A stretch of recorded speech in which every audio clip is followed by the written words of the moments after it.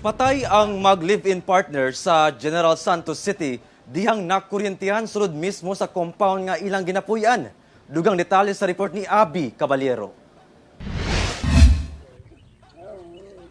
Makitaan sa video nga gisulayan pa og luwa sa silingan kining mag-live-in partner nga sila si Gina Felizardo 26 anyos ug Sammy Lechedo 27 anyos human sila makuryentehan. Matud pa pasado alas 10 sa buntag niadtong Sabado, tauran unta ni Sammy og linya sa kuryente kining balay nga ilang balhinan sa ilalang sub-compound sa Purok Mudja, Barangay Labangal sa General Santos City.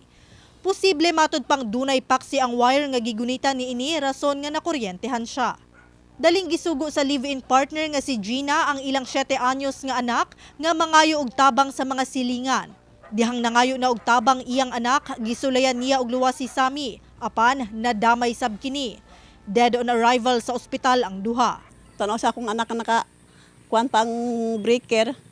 Wala nila giputol na lang nila to diretso. Ang babae, hawak-hawak niya ang wire. Wala damha sa banay sa mga biktima ang hitabo. Ang ilang bugtong anak anaa karon sa kustodiya sa uyuan sa biktimang si Sammy. Trusted man ko ng lalaki ko, amahan. Butan man eh. So, kini anak niya, nabilin, ako pa eskwelahon ni. Samtang pahimangno sa otoridad, siguraduhon gayod nga naka-off ang plangka una mugunit sa linya sa kuryente. Kauban si Gary Balantay sa kamera. Ako si Abby Caballero para sa One Mindanao.